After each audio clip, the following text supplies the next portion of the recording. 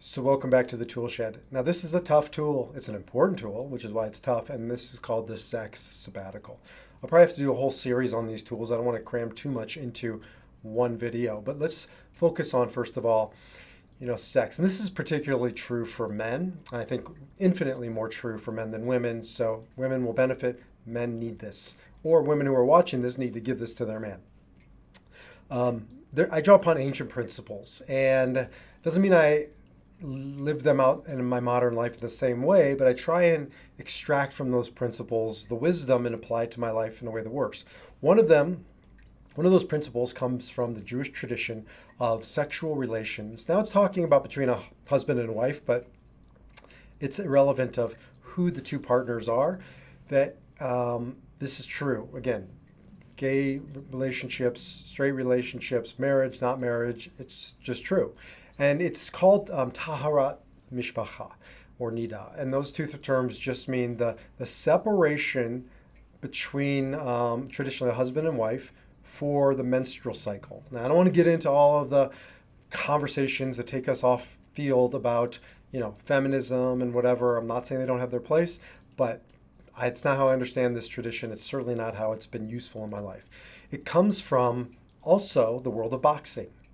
Now, how does this ancient principle of separating from a spouse during a menstrual cycle and in the world of boxing, what does that have in common? Because traditionally it's been said that if you're a boxer and you're going into a match, I think it was Muhammad Ali, somebody said that they refrain from having sexual relations for an entire week or a few days leading up to the fight.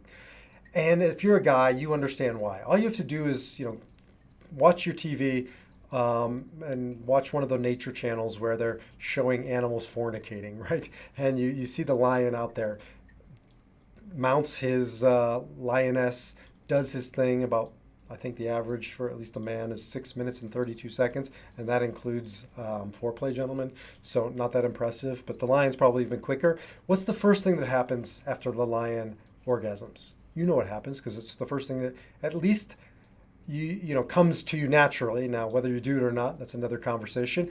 You fall over, right? Because there's this release of energy. So you can see why a boxer or a fighter would say, I'm not just going to release that. There's energy in that.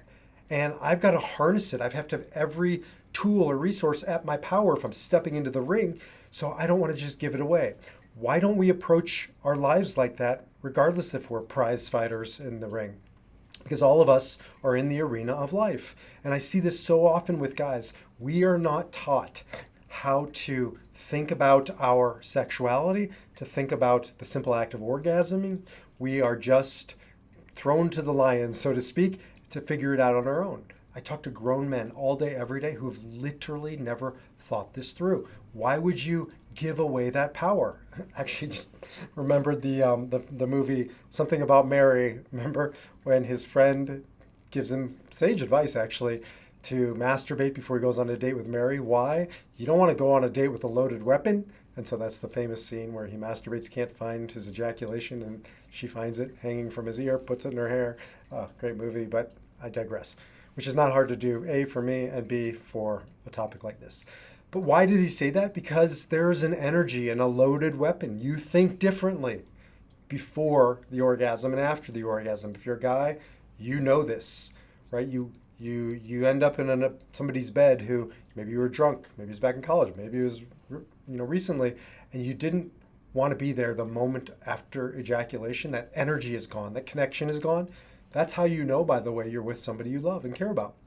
Because I've been with Ariella for almost 25 years, and after orgasm is just as loving and connecting as before orgasm. And so that really tells you that there's a truth here. And so coming back to the energy, we need to start, especially in the afternoon of life. I don't expect that many 20-somethings to really understand this, 30-somethings, but yes, by the time you're in the afternoon, 40 onwards, we need to know this, that this is energy. It's a life force. Doesn't mean don't use it. It means use it and don't be used by it.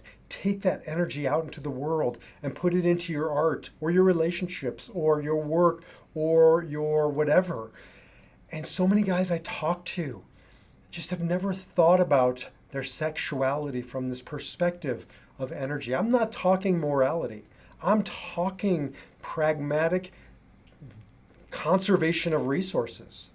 Just approaching marriage from that perspective. Sorry, I got dings and I say dongs going off here, but one of the reasons why Ariel and I used to do this, and we do it less now. She's perimenopausal, menopausal, so it's different. But certainly when we were in our 20s and 30s, we used to observe that week or 10 days of her menstrual cycle. And it was for her. It was liberating for her because I knew I couldn't have her or I couldn't relate to her just sexually during that time in our relationship. So it gave her a reprieve from me, and it also gave me a reprieve from myself, from my base nature.